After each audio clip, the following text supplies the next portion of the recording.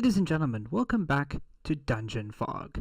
In these tutorial videos, what I'm going to be doing is showing you some of the tips and tricks on how to get through the interface and use all the key features presented in the program itself, helping you make maps bigger, better, and more importantly, faster. What I would like to show you is an advanced version of the video that we previously did on how to build and draw rooms, and we're going to take this one step further. So, starting off, I'm in the zoom tab right here, which allows me to zoom in and out to the map. I can either go 100%, show all, or set it at whatever manual value I want. When I go to the select tool, you can see that it has an unnamed level currently, which name you can change, so we can just call this ground level for now, always making sure to hit enter to keep your changes made. So what I'd actually like to do is stay in this select tab for just the moment, and I'm actually going to highlight one of these rooms here. Now, as you can see, I've got sort of your standard room up here. It looks kind of like a square, but then I've got curves and circles down here. Now, there's ways that you can actually change your wall settings to do different things. So we'll start at the top here.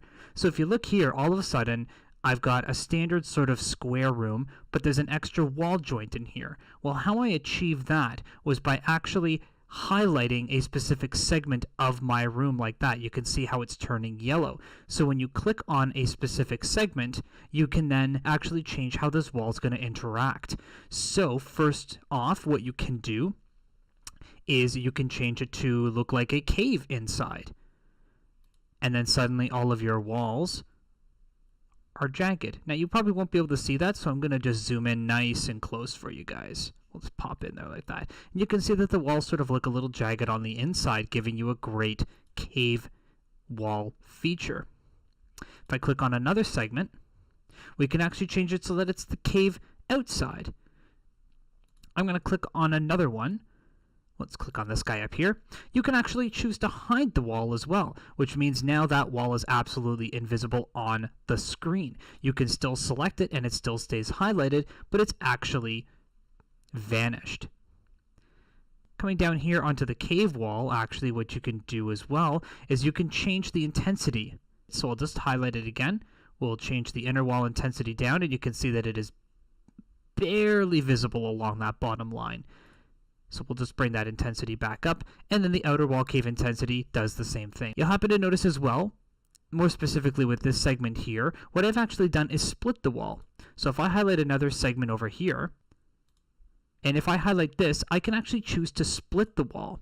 And what that does is that creates a new wall point that I can set anywhere along my grid. So let's say I want to have it just in the middle. Well, now that creates a new wall segment that I can start manipulating. So if I were to click on this wall, you can actually see that new wall point there. Now I can do one of two things when I'm in this view. The first thing that I can do is I can actually select this big circle, and that'll actually allow me to drag the entire room with me. Or, I'll just highlight that room again, I can highlight the small joint, and that'll allow me to actually change and resculpt the room from that point. Now this is great if you're trying to create things like ship faces, as you can see if I just come out here. Now Dungeon Fog introduced a while back a feature that allows you to actually turn your walls into circles. So I'm just going to highlight this here, and you'll actually see how this works. So these dotted lines represent the original square that I drew, and each wall segment here actually shows an arc. So what you can do is you can highlight your wall, you can highlight your wall segment specifically, and using this drop-down menu, you can actually change it to circle. And what happens is a semicircle appears, and you can grab this wall joint here and start pushing it outwards. And when it hits that 180 threshold, it'll actually loop back in.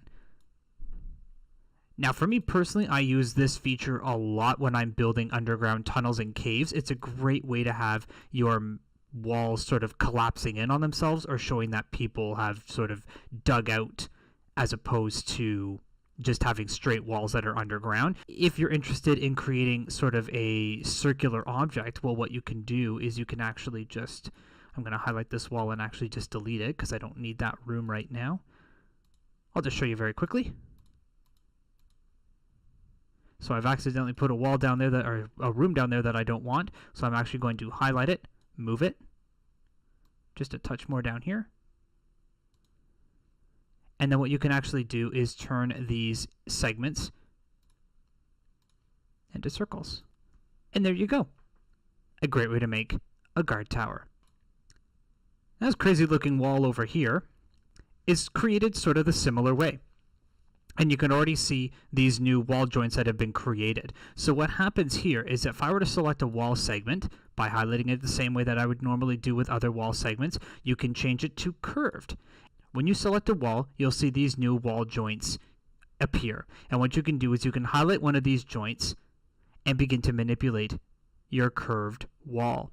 And what happens is it'll actually give you a preview of how that wall is going to interact on both sides. So you can have it, you can start creating like some curved walls like that, or you can just create semicircular walls. These are great for alcoves underground, something that isn't quite cut into a rock perfectly in a perfect circle or in a perfect square. These are great for that. And again, you can take that even one step further and actually turn it into a curved caved wall inside. So now you're actually able to compound your wall segment types on top of each other to create very, very unique appearances for your walls. So there you have it, ladies and gentlemen, sort of an advanced look at how you can manipulate wall appearances to create new and interesting shapes for your rooms when you're actually drawing them out. I will see you all in the next video.